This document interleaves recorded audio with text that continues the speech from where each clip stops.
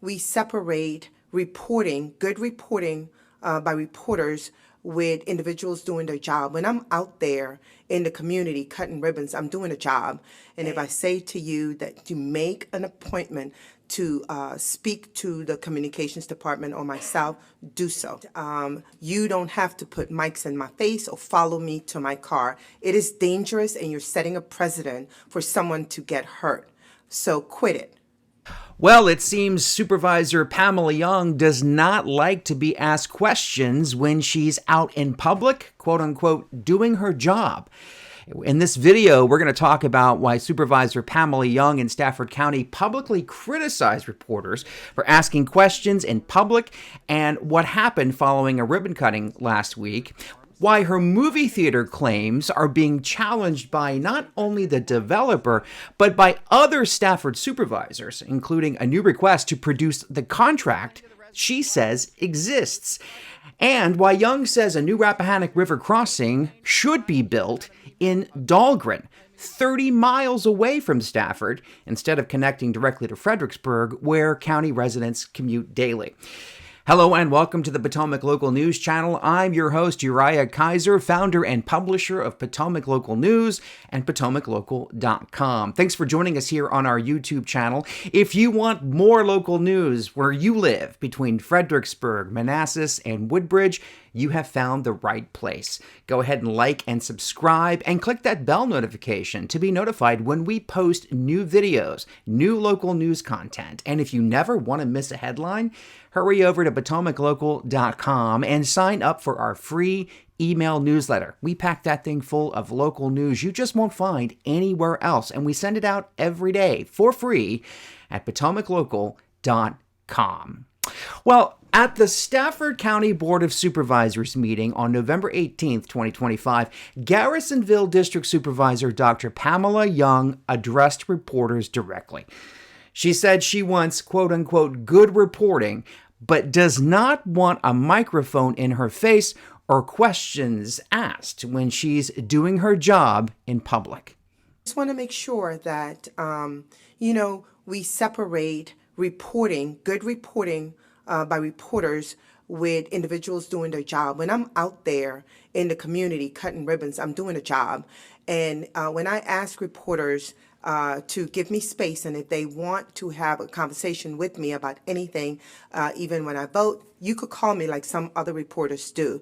They're respectful, and you don't have to put mics in my face or follow me to my car. It is dangerous, and you're setting a precedent for someone to get hurt. So quit it, okay?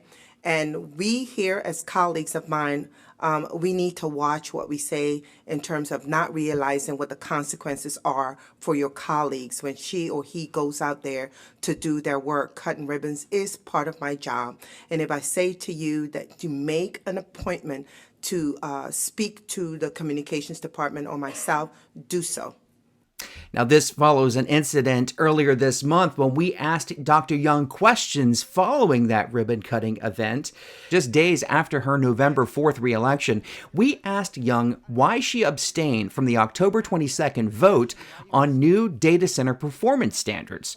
And we also asked why her campaign mailer said she had, quote, secured a new movie theater, unquote, for the Garrison, when the developer of the project says there is no deal.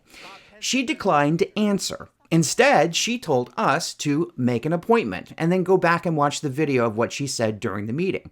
Then she demanded we please stop harassing her.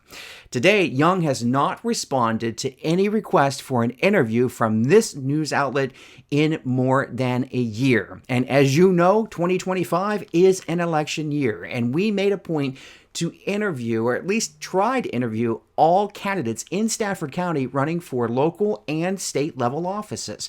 Many of them responded and conducted the interviews, and you can watch that. Our Kelly Soundkowski did a great job interviewing candidates who agreed to sit down and talk with us. You can see those interviews at our website, PotomacLocal.com, or our YouTube page, youtube.com/PotomacLocal. We've got an archive of great videos at both of those websites, so go there and check them out. Yeung, who is a Democrat, she won re-election with 57.5% of the vote in the Garrisonville district. That's North Stafford.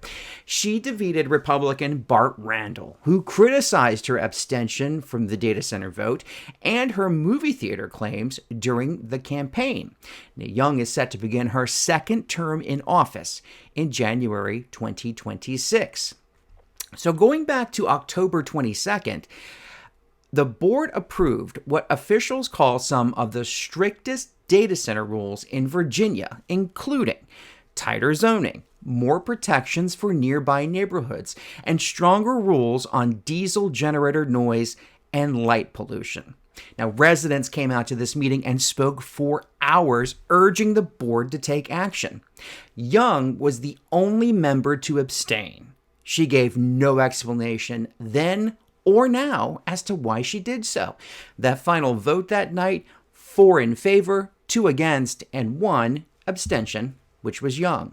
In the waning days of her campaign, Yeung told voters she had secured a new movie theater for the Garrison development on Garrisonville Road, a still untouched plot of land that for 10 years has been marked for new development, to include new housing, new restaurants, new shops, and a new movie theater.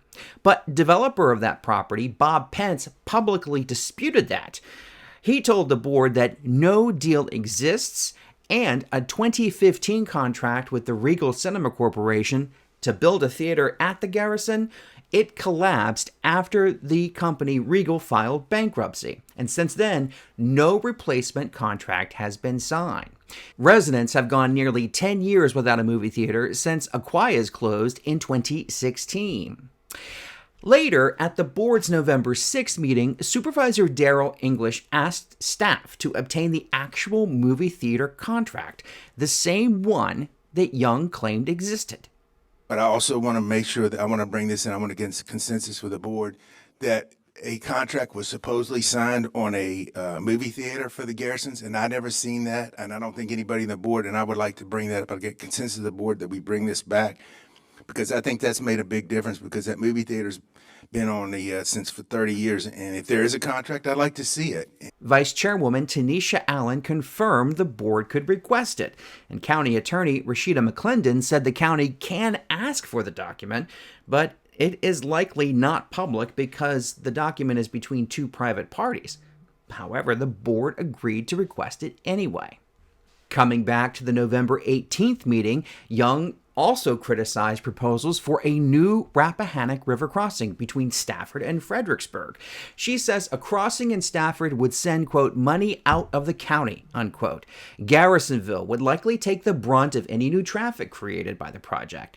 She said she'd rather have the crossing at Route 301 in Dahlgren, 30 miles away, and she wants the federal or state government to pay for it. She emphasized stormwater protections, no piers in the river, and full span bridging. Our next question to the supervisor: how does a bridge in Dahlgren help Stafford commuters stuck in Fredericksburg traffic? And just as we were producing this video, Supervisor Yeung once again declined to sit down for an interview. We received an email from the Stafford County Government Office of Communication stating, "Our office traditionally handles requests from the media for elected policymakers for the county. At this time, Dr. Yeung prefers using our established means of answering questions from the media. Please send your questions to us." Once again, Supervisor Yeung has declined a sit-down interview and has pawned us off on a paid county spokesperson. However, we will not be deterred. We will continue pressing the supervisor and other elected officials, policymakers in our region, for answers to the important questions that you're asking. For more local news, go to PotomacLocal.com, and we'll see you on the next one.